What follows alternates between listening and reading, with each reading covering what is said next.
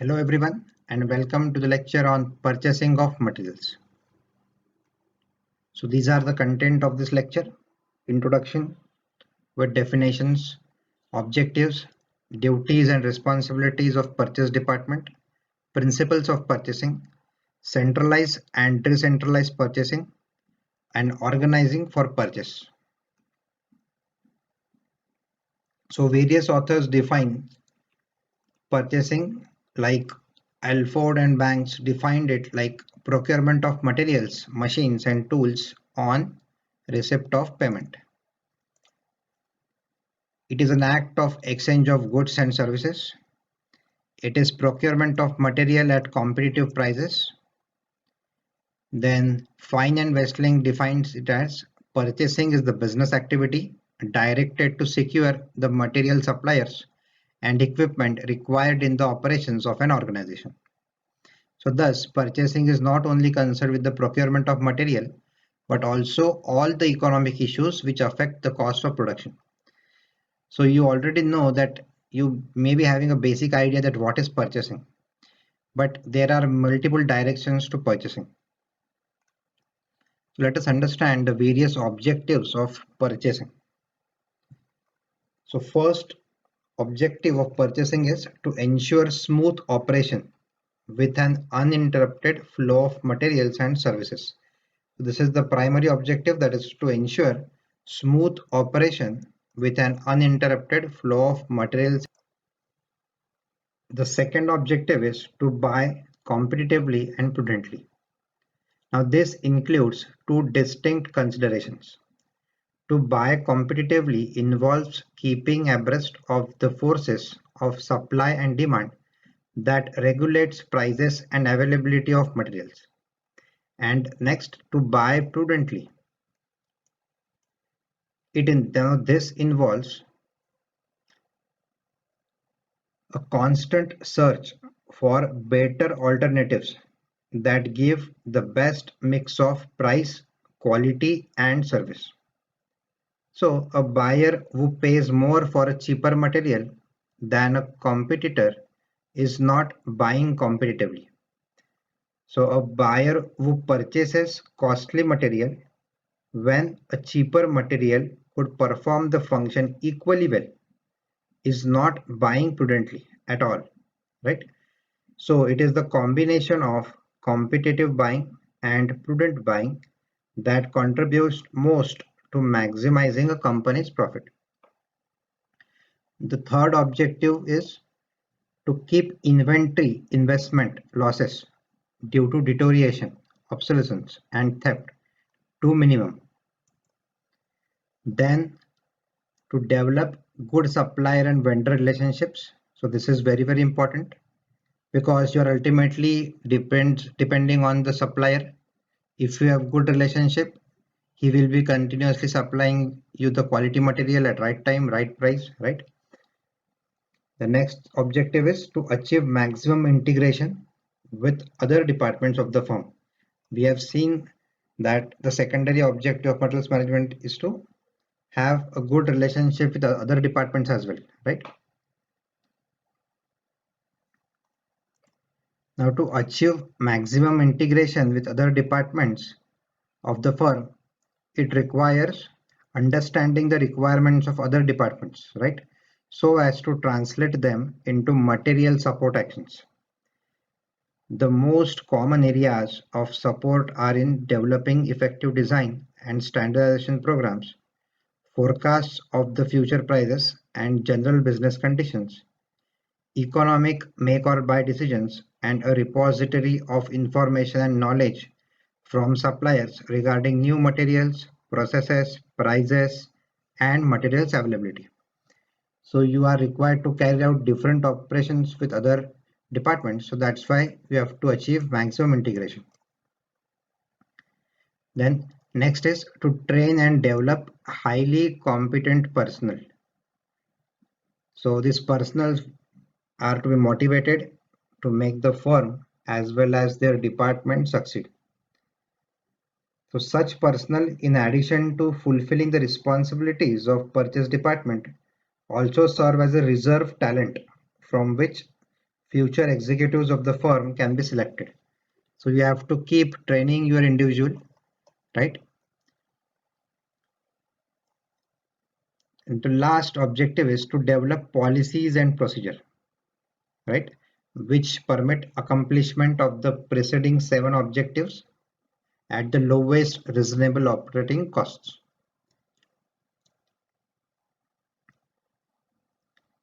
The next topic is duties and responsibilities of purchase department. Now the first duty is receiving purchase requisition. Now whenever the production department needs supply of material, so it will send purchase requisition to your materials department or purchase department, I would say. So this purchase requisition is sent from production to purchase, right? So the purchase department does not start any activity of purchase of material on its own, right? So department in need of a material usually presents a complete purchase requisition form. So there is a purchase requisition form also, which department fills up and sends it to purchase department. So purchase requisition is a written list of materials sent to purchase department, right? So it is submitted to the head of purchase department and is generally prepared in triplicate form. In other words, it is a formal request to purchase department for purchase of materials. So this is the first duty of purchase department, to receive and verify the purchase requisitions. Then after receiving purchase requisition, the second duty is selection of sources of supply. So it may include past experience with supplier, interview with the salesman, technical and descriptive catalog, then trade directories and trade journals, visits to trade fairs, consulting trade agencies, open and limited tenders for quotations, periodical advertisement in the press. So this is for information collection regarding sources of supply. If the material is to be purchased from existing supplier, material order will be placed according to the previous terms and conditions, right? But if the supplier is new, the order will be placed only after deciding upon the terms and conditions. So it is the full and sole responsibility of the purchase department to invite quotations from new suppliers so that these can be compared with the price lists of the existing suppliers, right? So after the sources of supply are selected, the next duty is placing the order.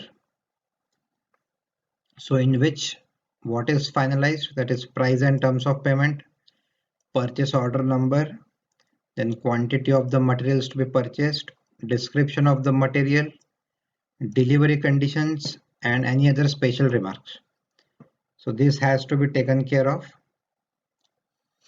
The next purchase department should ensure that is delivery of the required materials at right time.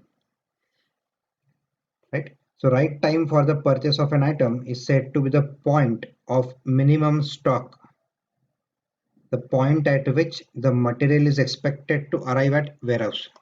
So that is the delivery at right time, because if the material is not available at the right time, then your production will hold up. That's why this is very, very important. The next is inspection and passing of bills. Now after the material is received, you have to inspect all the material and you have to carry out necessary bill settlement, and you have to pass the bill to your accounts department. The next duty is preservation of purchase records. So purchase order basically is a legal document. So therefore you have to preserve it by the purchase department, right? So besides the list of sources of supplies, vendor record, contract file, and record of any other printed forms are to be kept in a safety, right? Next, duties, again a good relation comes everywhere with the supplier, interdepartment, or with the other departments. And you have to follow moral and ethical standards. Since you are dealing with the people outside your firm, you have to follow moral and ethical standards. Then coordination, there should be coordination as well. And then purchase budget. So since purchasing activity accounts for substantial portion of corporate finance, it assumes a great importance among the various budgets, such as maybe sales budget, personal budget, or revenue budget. So the purchase budget basically indicates the purchases to be made for achieving a complete budget plan. This represents the requirements of capital expenditure budget. The purchase budget enables the purchase department to plan its purchases and place long-term contracts after considering all relevant factors. So these are about duties and responsibilities of purchase department. The next topic is principles of purchasing. So purchase department must follow all these principles, that is ensuring right quality, available at right quantity, at right time, from the right source, at right price and right place. So first is right quality. So the term quality refers to a suitability of an item for the purpose it is required. Right? For producing the goods of best quality, the best grade of raw material may be right quality, whereas for producing items of medium quality, the average lowest grade may be the right quality. So whatever the requirement of the whatever the product requirement is, we have to ensure it is as per the quality requirement. Then it should be available at the right quantity, because if you buy more, your capital will be locked up, and if you buy less, you may suffer from a stock out condition. So that's why you have to order it at right quantity. Again, the time is always the important factor in production, because if you do not do the things at the right time, then you will be in a great trouble. So that's why all the purchased items should be available at the right time. Again, from the right source. So again, source is very important, because the source will provide you materials of right quality at right time and at right price. So to ensure the first three objectives, this is very important, because right source is important. Again, you need material at right price. Again, the problem is determination of right price is a difficult task, because the thing or the price of one particular product may be lower for me, or the right price for that particular product may be higher for you, right? So it is the main object of any organization to procure the materials items at right price. It is that price which brings the best ultimate value of the money invested in purchasing of the materials, right? The last principle is right place. Transportation and material handling costs are greatly affected by selection of right place from where the materials are to be acquired. So for minimizing these costs, selection of right place for the acquisition of material is of utmost importance. The next topic is centralized versus decentralized purchasing.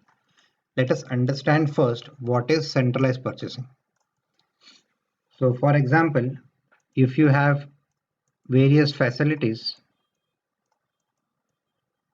right? This is facility 1, this is facility 2, this is facility 3, this is facility 4. And you have a centralized purchase department, right, over here. So the need of the department 1, 2, 3, 4 will be collected by one centralized department, which is meant for purchasing of goods, right? So all these four departments will send this purchase requisition form to the centralized purchasing department, and after aggregating the requirement by these 4 departments, this will carry out purchasing activity, right? So this is centralized purchasing. Now what is decentralized purchasing? Now in decentralized purchasing management, the control is given to individual department for purchasing. So department 1 may purchase items required by them, department 2 will purchase items required by them, and similarly department 3 will purchase items required by them. This is the basic difference between centralized and decentralized purchasing. Now this centralized purchasing offers some advantages, that is, purchasing in bulk quantities reduces cost to the organization, right? It may give you quantity discounts, so that's why the cost will be reduced. Good relations developed with the supplier can lead to better discounts and bargain in the future. Since shipments are consolidated, the transport cost is also reduced. Inventory investment can be minimized through centralization of purchase. Inventory management gets drastically reduced because all orders are accumulated at one place. Duplication of work can be avoided through centralized purchasing, because in decentralized purchasing, this will also create one purchase order, this will also create one purchase order, so this will duplicate the work. But in centralized purchasing, the duplication of work can be avoided. Then policies formulated for purchasing can be maintained uniformly through centralized purchasing. Centralized records can be maintained. Since a single department is involved, the quality of materials can also be maintained. A centralized store can be maintained under centralized purchasing. So these are some advantages involved in centralized purchasing. It also has some disadvantages. That is, it requires high initial cost.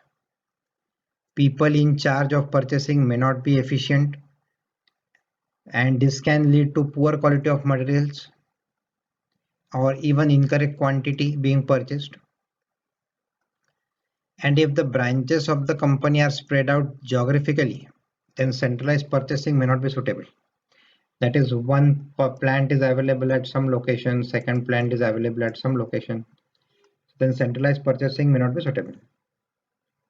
In case of an emergency, work can be delayed drastically since materials cannot be purchased locally. Then delay in replacement of defective materials. Now, if the wrong amount of material is purchased, it will be lost to organization.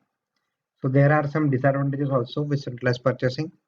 Again, management has to decide which one is profitable to them and should decide whether to go for a centralized purchase or decentralized purchasing.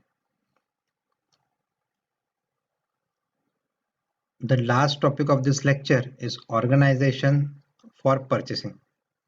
So you can see that there is a general manager of materials.